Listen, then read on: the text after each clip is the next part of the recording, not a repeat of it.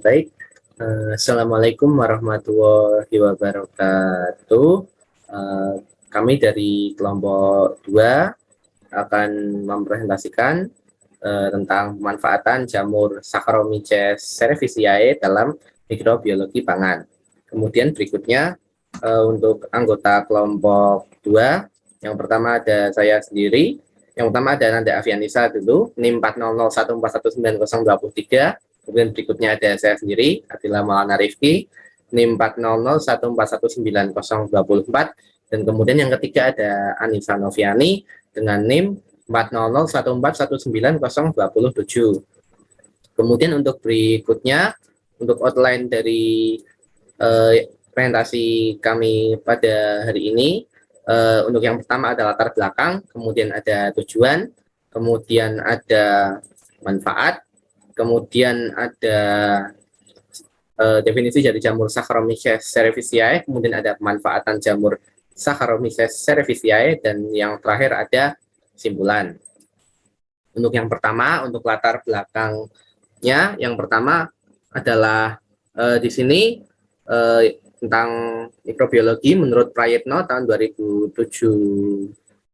Di sini dituliskan bahwa diungkapkan bahwa mikrobiologi adalah suatu jenis kajian ilmu tentang makhluk hidup organisme yang berukuran terlalu kecil untuk dapat dilihat dengan mata telanjang. Untuk mikroorganisme ini meliputi protozoa atau protista, kemudian alga, kemudian ada fungi atau jamur, ada lichens atau lumut krak, ada bakteri dan juga virus. Dari keseluruhan mikroorganisme ini, di sini dikaji bahwa beberapa mikroorganisme ini memiliki peranan dan pengaruh yang penting bagi kehidupan manusia pada saat ini.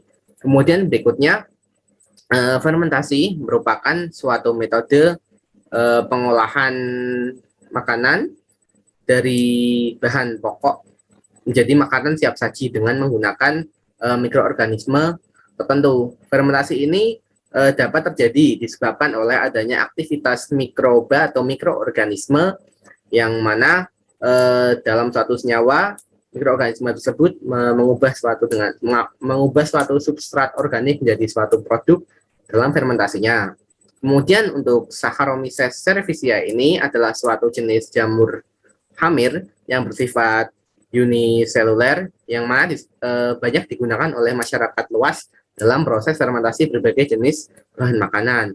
Saccharomyces cerevisiae ini di Indonesia dikenal juga dengan sebutan ragi dan juga sering digunakan pada berbagai jenis proses bioteknologi sederhana dalam berbagai bahan makanan. Untuk berikutnya akan dijelaskan oleh rekan saya. Baik, tujuan dari penulisan karya tulis ilmiah ini yang pertama untuk menjelaskan tentang apa itu jamur Saccharomyces cerevisiae. Kemudian tujuan yang kedua itu untuk menjelaskan pemanfaatan Saccharomyces cerevisiae pada proses pengolahan tape. Yang ketiga, untuk menjelaskan pemanfaatan Saccharomyces cerevisiae pada proses pengolahan minuman beralkohol atau biasa disebut dengan wine. Kemudian yang terakhir yaitu untuk menjelaskan pemanfaatan Saccharomyces cerevisiae pada proses pengolahan roti. Next. Manfaat dari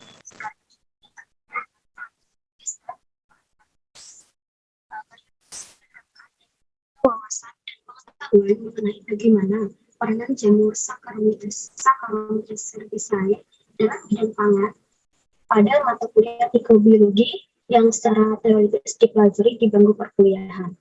Kemudian manfaat praktisnya bagi penulis yaitu kegiatan penelitian ini dijadikan sebagai pengalaman dalam upaya meningkatkan kemampuan penulis dalam mengembangkan ilmu. Kemudian bagi masyarakat, kegiatan penulisan ini dapat menambah pengetahuan masyarakat bagaimana peranan jamur Saccharomyces cerevisiae dalam bidang pangan.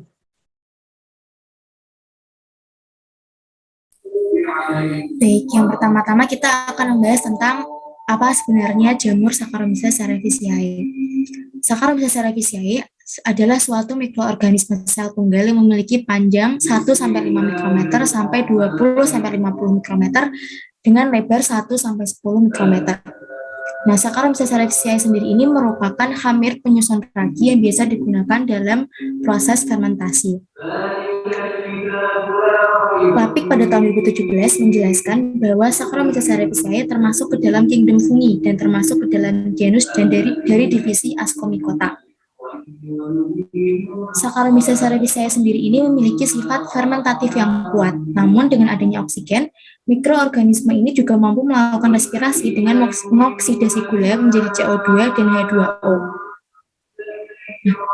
Saccharomyces cerevisiae sendiri ini memiliki sifat saprofitik dan umumnya ditemukan pada tanaman yang mengandung karbohidrat. Umumnya, jamur Saccharomyces cerevisiae ini biasanya digunakan pada proses pengolahan tape, minuman beralkohol, dan juga roti. Next. Kemudian kita masuk ke dalam pembahasan pemanfaatan jamur Saccharomyces cerevisiae. Pemanfaatan yang pertama yaitu pemanfaatan Saccharomyces cerevisiae dalam pembuatan tape. Junaidi dan kawan-kawan pada tahun 2019 mendefinisikan tape adalah satu dari banyak makanan tradisional Indonesia yang merupakan produk hasil fermentasi dari bahan yang mengandung karbohidrat dengan menggunakan ragi dalam proses pembuatannya. Nah, ada beberapa bahan yang dapat digunakan untuk membuat tape. Joko dan kawan-kawan pada tahun 2017 itu menjelaskan bahwa tape dapat dibuat dari singkong atau ubi kayu dan dari ketan hitam ataupun ketan putih. Selain dari kedua bahan tersebut, menurut penelitian yang telah dilakukan oleh Suwandi dan Sumaria pada tahun 2019, tape juga bisa dibuat dari bahan ubi jalar madu, ubi jalar malem, ubi jalar ungu, dan juga talas. Next. Nah, berikut terdapat tabel dari perbandingan hasil tape dari berbagai bahan pokok. Bisa dilihat di sini bahwa tape bisa dibuat dari bahan pokok seperti ubi jalar madu, ubi jalar malem, ubi jalar ungu, talas, dan juga singkong. Dari tabel yang tersedia, bisa dilihat bahwa tape hasil dari bahan pokok talas ini memiliki hasil yang agak berbeda dibanding dengan tape yang berbahan pokok ubi jalar ataupun singkong. Next. Kemudian untuk pembuatan tape sendiri pada dasarnya proses pembuatan tape ini bervariasi tergantung bahan dasar yang dipakai untuk diolah menjadi tape.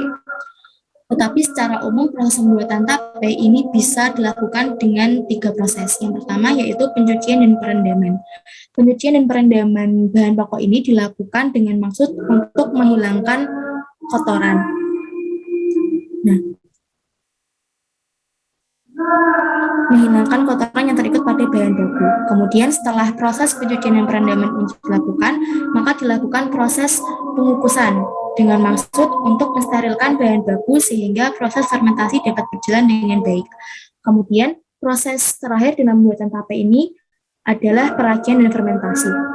Dalam proses pembuatan tape, fermentasi sendiri merupakan proses yang penting. Hasanah pada tahun 2008 memaparkan bahwa proses fermentasi haruslah berjalan secara optimal. Ragi yang digunakan juga harus memiliki mutu yang tinggi karena pada dasarnya ragi adalah bahan utama dalam pembuatan tape. Nah, apabila dalam pembuatan tape ini proses fermentasinya terdapat pencemaran dari bakteri lain, maka nanti tape dapat menghasilkan bakteri yang dapat menjadikan racun yang berbahaya bagi manusia. Next. Kemudian dalam pembuatan tape sendiri terjadi proses fermentasi. Proses fermentasi ini dapat dijelaskan dalam 4 tahapan. Yang pertama yaitu molekul pati yang ada dalam bahan pokok itu akan dipecah menjadi dekstrin dan gula-gula sederhana oleh kelompok kapang. Nah, proses ini akan dilakukan oleh enzim amilolitik melalui proses sakarifikasi atau hidrolisis enzimatis. Kemudian, gula sederhana akan diubah menjadi alkohol oleh Saccharomyces cerevisiae melalui enzim zimase. Kemudian, alkohol akan dioksidasi menjadi asam-asam organik oleh Pediococcus dan Acetobacter. Asam-asam organik yang dihasilkan antara lain adalah asam asetat, asam suksinat, dan asam mawar. Kemudian proses yang terakhir adalah asam organik akan bereaksi dengan alkohol sehingga akan memberikan cita rasa pada tape. Next.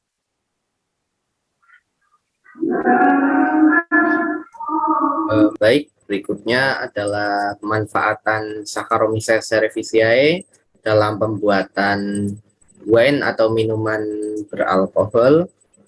Di sini dapat dilihat gambarnya. Untuk wine ini merupakan suatu jenis minuman yang berasal dari bahan dasar, yaitu buah anggur yang difermentasi, yang mana di sini digunakan mikroba berupa Saccharomyces cerevisiae ini atau ragi ini.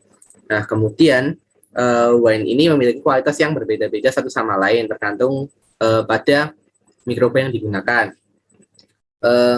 Menurut Juliana 2019, di sini wine ini yang memiliki kualitas yang lebih bagus atau yang paling bagus ini apabila anggur yang dipanen adalah anggur yang masih segar, dan juga di sini menggunakan mikroba berupa Saccharomyces cerevisiae ini.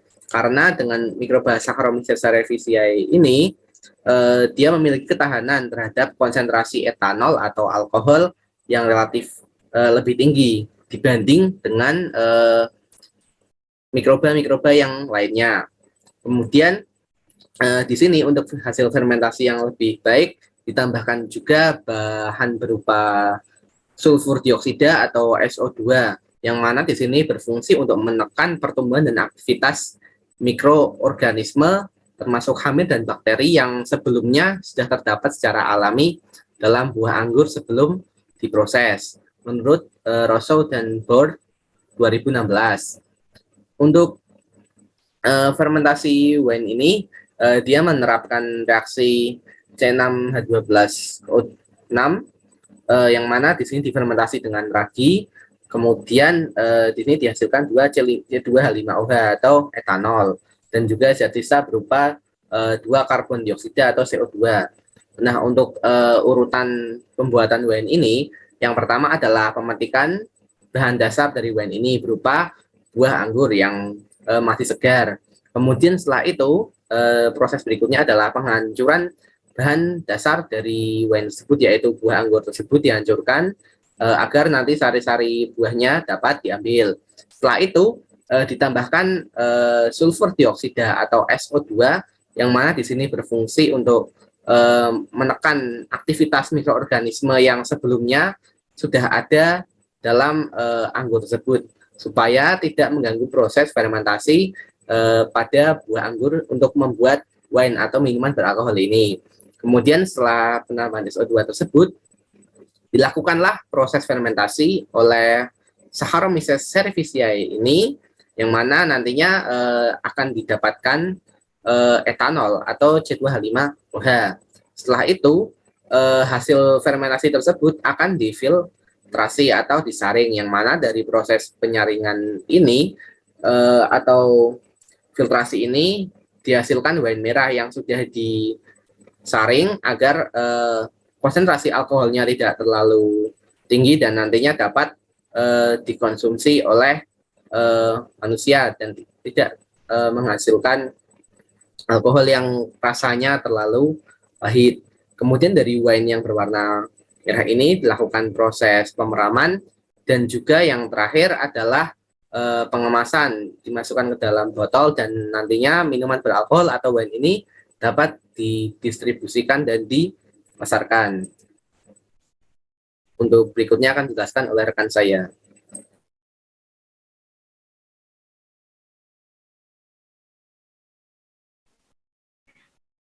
Adalah pemanfaatan Saccharomyces cerevisiae dalam pembuatan kue atau roti.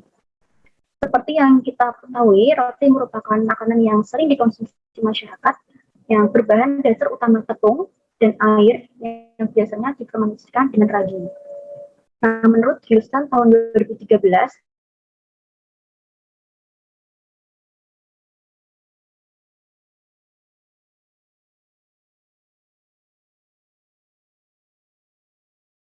Nusa dari bir, ternyata roti tersebut menjadi mengembang dan menghasilkan tekstur yang ringan. Next.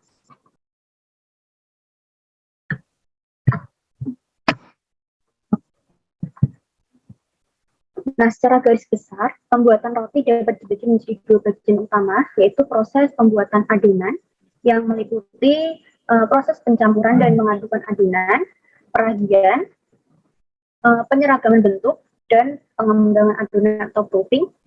Yang kedua adalah proses pembakaran atau baking. Pada proses pembuatan roti, sebelum dipanggang, adonan didiamkan terlebih dahulu selama beberapa menit. Dalam proses pendiaman ini, fermentasi berlangsung. Saat di mana adonan didiamkan tersebut dengan masa inkubasi. Pada kondisi lingkungan yang sesuai, mikroorganisme yang mulanya tertidur akan mulai aktif dan bekerja. Ragi Saccharomyces cerevisiae menghasilkan berbagai macam enzim yang berguna dalam pembuatan enzim tersebut pada enzim agnose, enzim maltose, dan enzim invertase.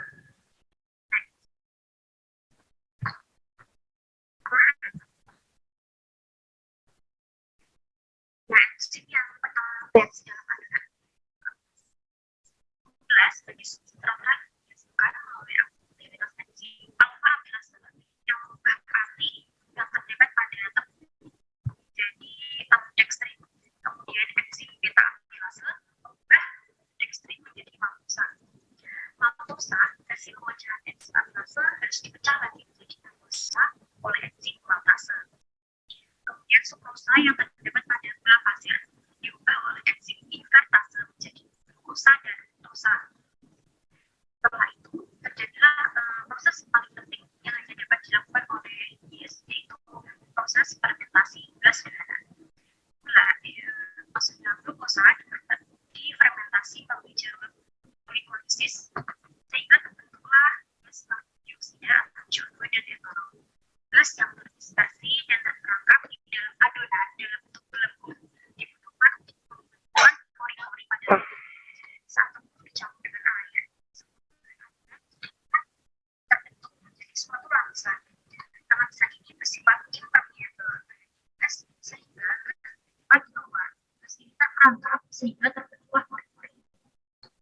Setelah adonan mengembang dan aroma khasnya mulai tercium, berarti adonan sudah siap dipanggang. Jika proses fermentasi terkendali dengan baik, maka akan dihasilkan roti dengan volume dan tekstur juga cita rasa yang baik pula. Next.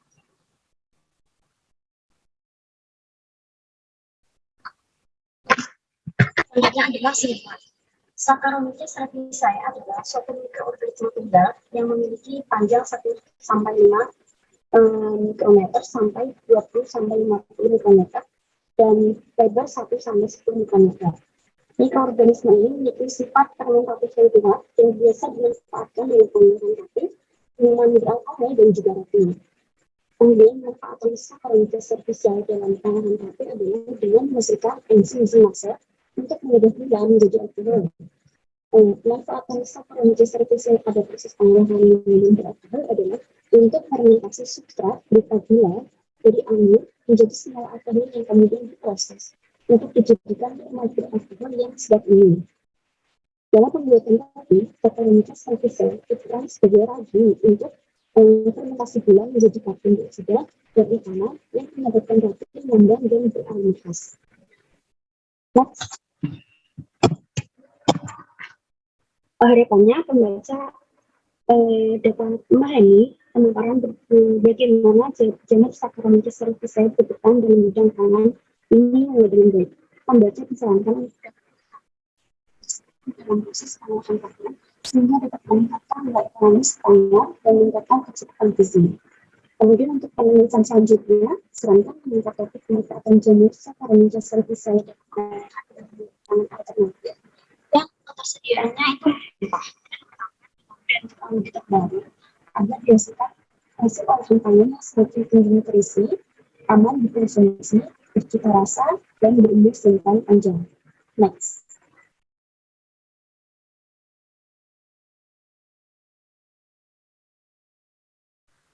Berikut adalah resep pustaka yang kami gunakan dalam penelitian ini. Terima kasih.